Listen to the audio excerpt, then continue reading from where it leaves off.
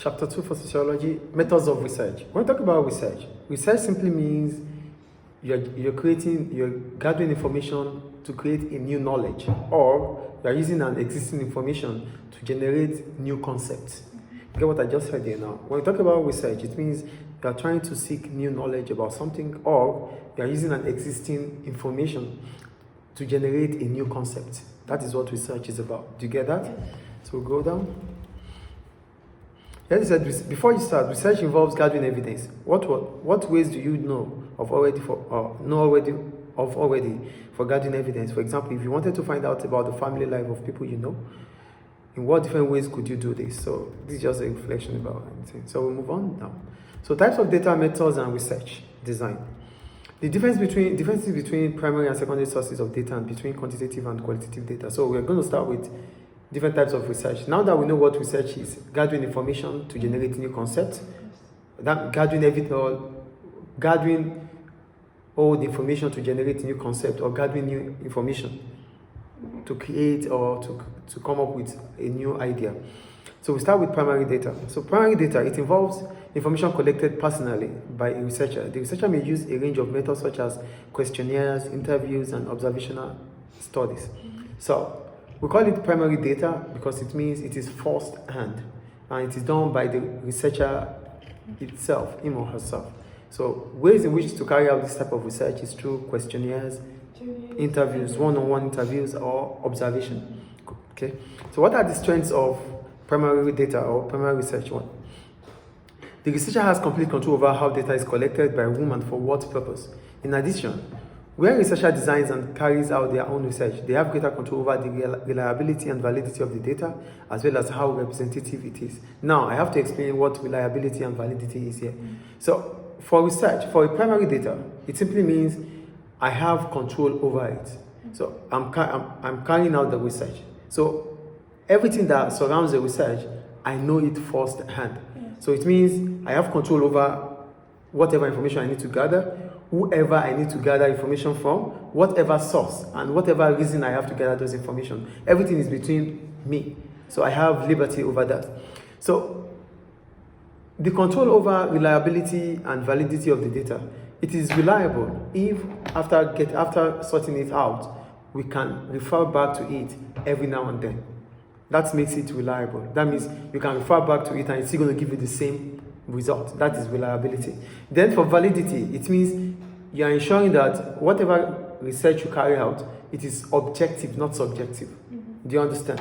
So that is about the strength. So for primary data, you have control over it, you have a reason for doing it, and the likelihood of it being reliable and valid is high because you are the one carrying it out because of your own purpose. Then what are the problems about primary research or primary data? It can be time-consuming to design, construct, and carry out, especially if it involves personally interviewing large numbers of people. Primary research can also be expensive. In addition, the researcher may have difficulty gaining access to the target group.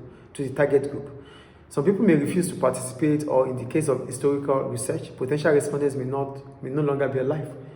So the problems about, or the limitations about primary research.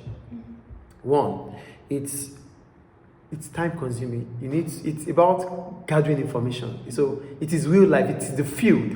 So to put people together, respondents are not easy to put together. Respondents are those we research upon, that we seek answers from. Do you understand? So it's difficult to gather respondents and put them in order. It's difficult, especially if you have to interview them, large numbers of people.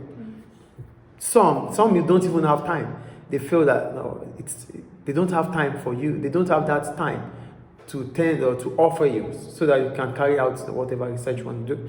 And also sometimes people that you want to research about are even not alive. Yeah. And because they are not alive, it becomes difficult for you to carry out that research because that is the main purpose. So based on what we said about primary research has a purpose.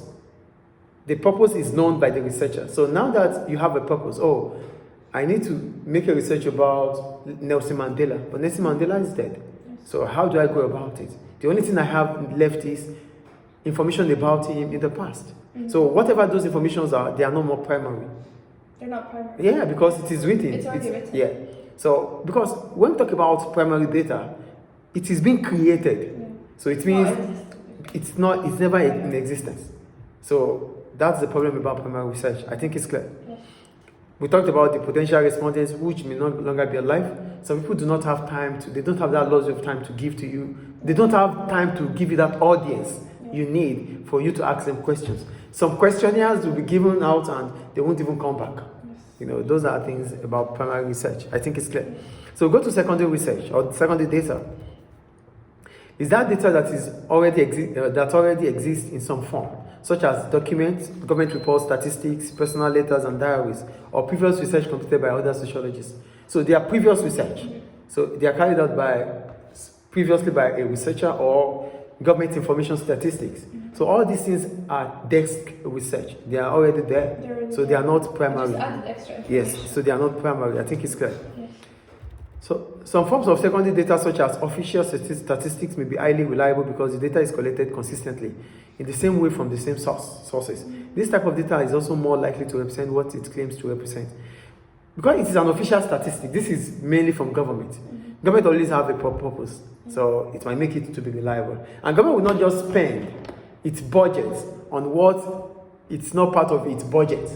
Because if government doesn't spend, government spends based on the financial budget, the financial plan. So if government has to spend on certain research methodology, it would have meant that it is part of what government was supposed to spend on at that moment. So that makes it very valid and reliable. Do you get the point here? So what is the problems about secondary data? Secondary data is not always produced with the needs of sociologists in mind. For example, official definitions of poverty, class, or ethnicity may be different from sociological definitions. Sources such as personal documents can be unreliable. Some forms of secondary data, such as historical documents, may only reflect the views of single individual rather than representing wider opinions. Secondary research. The problems about secondary research is one, they are mostly not reliable.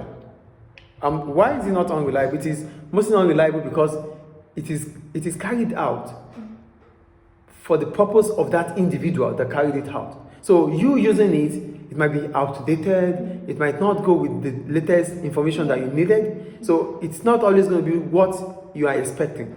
That's the first point. The second point about it is that official statistics or official data is not the same as sociological data.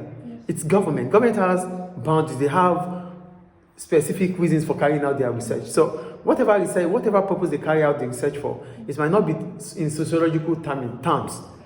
Why? Because for sociologists, they don't have interest of the people. They have interest of the history they need to create. Do you understand? So for government care about the people. So whatever government definition for poverty might not be the same definition of God. It might not be the same definition for sociologists. So sociologists have different perspectives. Government has another perspective, and government would never be sociologists because sociologists are experts. They are skilled. They are specialists in that field. So it means no matter what research government carries out, it's still going to lack that validity and reliability that a sociologist will give. Yes. Do you understand? Yes. So that's about the limitation of secondary data.